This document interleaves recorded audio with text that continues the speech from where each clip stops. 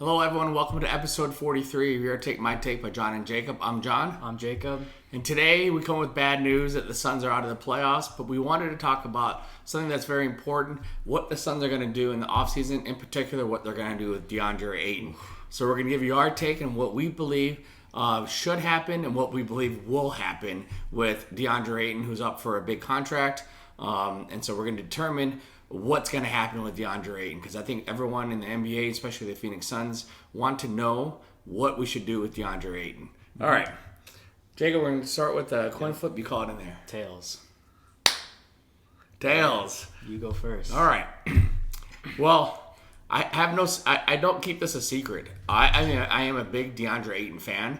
I think he came with a lot of expectations, and I think a lot of people look at him and say, hey, we could have gotten Luka, we could have got Trey, we could have got Jaren Jackson Jr., we could have gotten a lot of these, Shea Gillis, we could have gotten a lot of these superstars, but at the time, Ayton was a logical number one pick. Luka was a young, unproven European star, and Ayton was a dominant big man in the college ranks. So from the very beginning, I thought Ayton was a good fit for our team because we already had a perimeter threat in Devin Booker. What I want to do is I want to sign. I think we should get him in the max. I think he's earned it. Here's a young guy who's only 23 years old. He's averaging a double-double. He's consistently going to put up rebounds. He's going to consistently get points. He's only gotten better every year. I think his career numbers is averaging over 16 points and close to 11 rebounds. That's actually pretty good, and shooting over 60%. Those are incredible numbers for a young fellow who's only going to get better. What I think the Suns are going to do, and unfortunately I think they're going to do, is I think they're going to blow it. I think they have a history of not making the right decisions, and I think what's going to happen is either they're going to they're going to do a sign and trade, or they're going to let him sign a max contract with someone else and let him go. I think Robert Sarver has proven that he doesn't want to pay luxury tax. They got a lot of other players to sign, and they have a lot of money already tied up in some of these Asian superstars, especially someone named Chris Paul. So I think it's unfortunate, but I think DeAndre Ayton deserves to get the max money and deserves to be here. If they want to be the next Lakers dynasty, something like that, where they want an in-and-out punch, they have to sign DeAndre Ayton. You got to let Devin Booker grow with him. That's a legitimate outside-inside force. Kobe Bryant is one example. Whenever you look at his championship runs, he's always had a very good down-low player, starting with Shaq, and then later on with Paul Gasol, even Andrew Bynum. And so the fact that if we want to win, we need to sign DeAndre Ayton. I've always been a fan. I think he's only going to get better. And I'll let Jacob take it from this point on. Yeah, so this is probably one of the hardest questions. I think personally that he does have time. He's a really young player. He's proven that every year he has gotten better. He's gotten more skilled. I do believe that he sometimes when you watch him, he acts really soft. It's probably because he's only played basketball for maybe 5 years. But very competitive basketball, yes. But he has proven himself to me. He doesn't back down from anybody besides maybe Joel Embiid, and that's pretty much it. He's gotten better every year. His stats have gotten better every year. There's just one thing that probably ticks off most people is that he's probably top 3 most soft NBA centers. No. When he only does layups. 99% of his shots are layups. Layups doesn't equal soft. But yeah, go ahead. It does equal soft when you're 7'1" and can dunk the ball.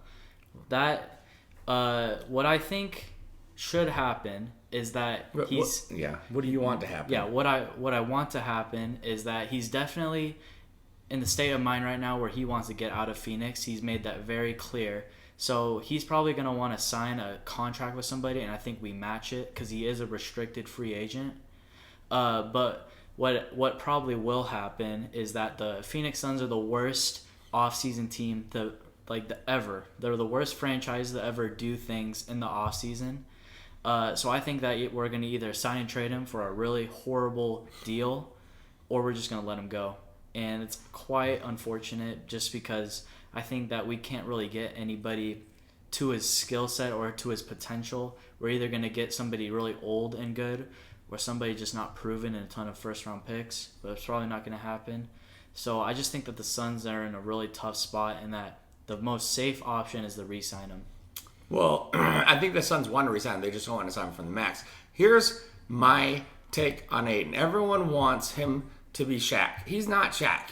Everyone wants him to be a young Dwight Howard who goes around and dunks on people. Dwight Howard's career fizzled because he couldn't keep that athletic ability up. Deandre Ayton isn't soft; he's finesse.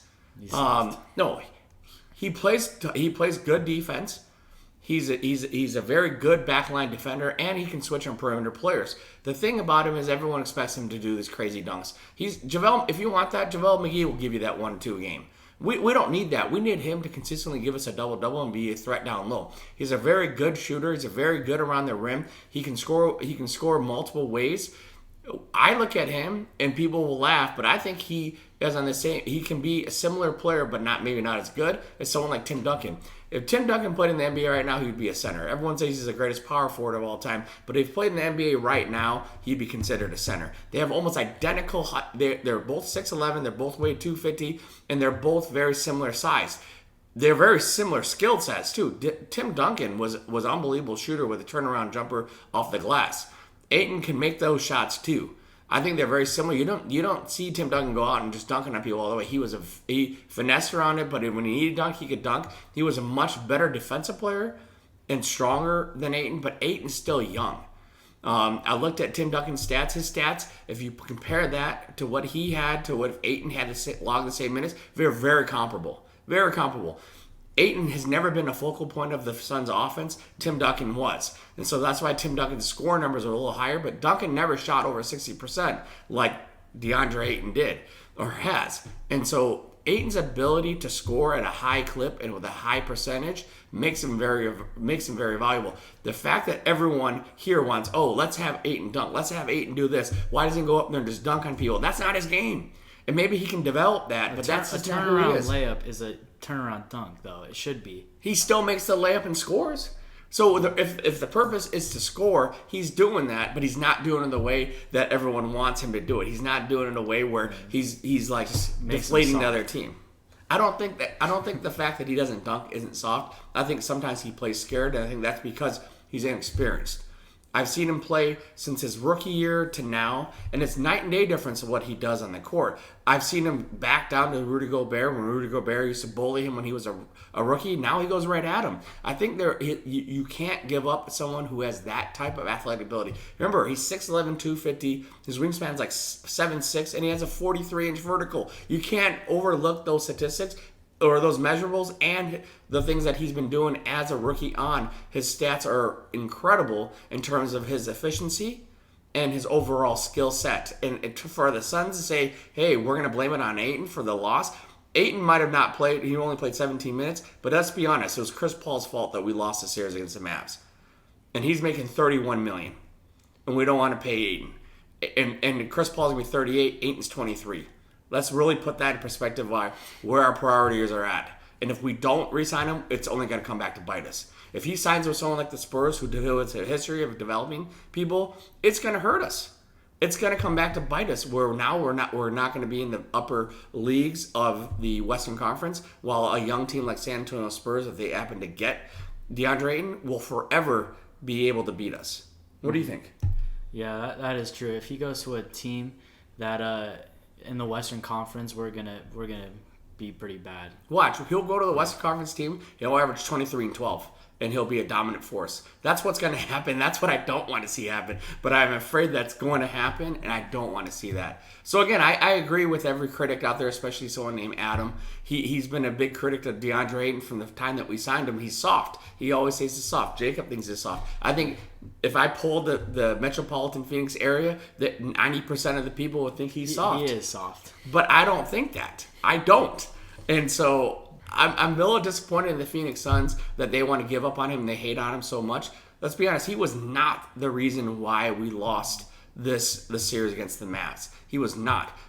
One of the biggest reasons is, D-Book talking trash to Luka and waking up the monster that he is, and he just completely dominated us. But Ayton, we need to get him back. If we want to have a legitimate chance to maintain pace with everyone on the West, we need to establish a down low presence, and we need to have Book expand with him.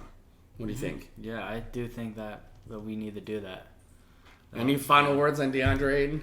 I just think that the Phoenix Suns have really dug themselves a grave with him. You can tell Deandre Ayton is kind of sometimes very childish. And I just think that Deandre Ayton, he has been disrespected by Phoenix. So I think that his mindset right now is he's done with Phoenix and he wants to get out. And that's my last point. Yeah. If that's his mindset and he does not want to play for Phoenix and doesn't want to compete here, then let him go. Yeah. I don't want anyone on our team that says they don't want to be part of this growing team. If they don't want to be, then let them go. But we don't want an Eric Bledsoe. Yeah, I don't want someone who doesn't want to be here. And if that's how his mindset is already made up, then let him go. But if he wants to be here and wants to get paid and wants to play here, then pay him his money and let him play. Mm-hmm. All right, well, I hope you enjoyed episode 43 of Your Take, My Take by John and Jacob. I'm John. I'm Jacob. And we'll see you later.